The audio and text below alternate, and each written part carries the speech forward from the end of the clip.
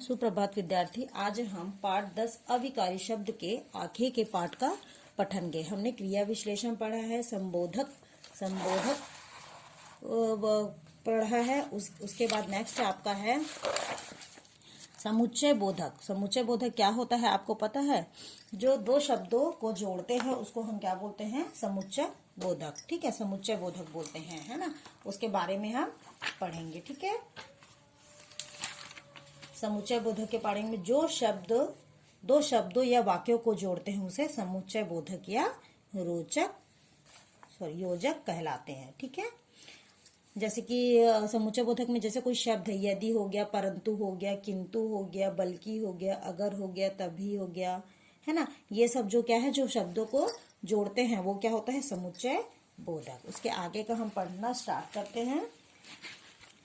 समुच्चय बोधक, देखिए यहाँ पे कुछ उदाहरण दिए हैं। यदि आप चाहे तो यहाँ बैठ सकते हैं। यदि और तो ये दोनों क्या कर रहे हैं? शब्दों को जोड़ रहे हैं ना। जल्दी चलो, अन्यथा बस छूट जाएगी। अन्यथा जो शब्द है वो क्या है? समुच्चय बोधक है। उपरोक्त वाक्यों में यदि, तो तथा अन्यथा शब्द क्रमशः दो वाक्यांशों या दो वाक्यों को जोड़ रहे हैं, है ना। जैसे कि जल्दी चलो और उसके बाद बस, अन्यथा के बाद क्या है? बस छूट जाएगी। दो शब्दों को जोड़ दिया तो ये क्या कर रहे हैं? वाक्यों को जोड़ रहे हैं। अतः ये सभी रंगीन शब्द समुच्चय बोधक है। ठीक है, समुच्चय बोधक की परिभाषा हम बताते हैं। ऐसे ही दो शब्द जो शब्दों या वाक्यों को जोड़ते हैं वे समुच्चय बोधक या योजक कहलाते हैं। परिभाषा: ऐसे अविकारी शब्द जो दो शब्दों, वाक्यांशों अथवा वाक्यों को जोड़ने का कार्य करते हैं समुच्चय बोधक कहलाते हैं। उसके बाद देखिए समुच्चय बोधक शब्दों के कुछ अन्य उदाहरण देखिए यहाँ पे लिखा है। मोहन को गांव जाना था, परंतु, देखिए परंतु हो गया, बीच में आ गया, उसे बस नहीं मिली। दो शब्द है, एक शब्द बस नहीं मिली और दूसरा कौन सा है? मोहन गांव जाना चाहता था। ठीक है, दोनों शब्दों के बीच में क्या आ गया? परंतु। तो ये क्या हो गया? समुच्चय बोधक। तनु खेल रही है जबकि वैशाली पढ़ रही है ना। तनु जो क्या कर रही है? खेल रही है, और वैशाली क्या कर रही? पढ़ रही है। दो शब्द हो गए तो दोनों को जोड़ रहा है क्या? जबकि। आकाश पढ़ रहा है क्योंकि उसकी परीक्षाएं निकट है। क्योंकि शब्द है जो है समुच्चय वादक है। रावण को दशानन अर्थात 10 सिर वाला कहते हैं। अर्थात भी आ गया आपका ये। ध्रुव को आइसक्रीम खानी है इसलिए वह दीदी के पास गया है। जो इसलिए जो शब्द है दो शब्दों को जोड़ रहा है। निधि अच्छा गाती ही नहीं अपितु अच्छा नाचती भी है। दो शब्दों को जोड़ते हुए। अब नेक्स्ट है आपका है विस्मय आदि, है ना। विस्मय आदि शब्द जो होता है उसके बारे में हम पढ़ते हैं।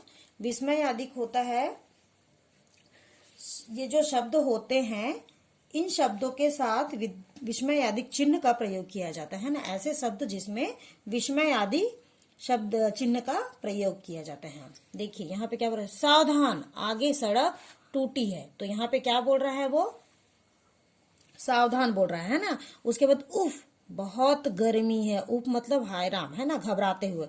शाबाश, तुमने प्रतियोगिता जीत ली। यहाँ पे क्या बोल रहा है? खुशी जाहिर कर रहा है ना। उपरोक्त वाक्यों में सावधान, उफ और शाबाश शब्दों के द्वारा मन के विभिन्न भाव प्रदर्शित किए गए हैं। अतः ये सभी शब्द विस्मय आदि बोधक कहलाते हैं। ठीक है, जो शब्द जिनसे विस्मय, हर्ष, शोक, भय, हर्ष होता है जैसे खुशी होता है, शोक होता है, भय होता है, घृणा, लज्जा आदि भाव प्रकट हो उन्हें विस्मय आदि कहते हैं। विस्मय आदि बोधक शब्द सदैव वाक्य के पहले लगाया जाता है। ठीक है, जैसे वाक्य है उसके क्या लगाते हैं हम लोग? पहले। इसको बोलते हैं विस्मय आदि शब्द। या ये देखो चिन्ह दिख रहा है आपको, ये आपका क्या रहेगा? विस्मय बोधक। ठीक है, ऐसे अविकारी शब्द जो विस्मय, हर्ष, शोक, प्रशंसा, क्रोध, भय, घृणा आदि मनोभावों को प्रकट करते हैं विस्मय आदि बोधक कहलाते हैं। ठीक है स्टूडेंट, नीचे देखिए विस्मय आदि शब्दों के कुछ उदाहरण है। उसको बोले क्या बोल रहा है? यहाँ पे प्रश्न पूछ रहा है।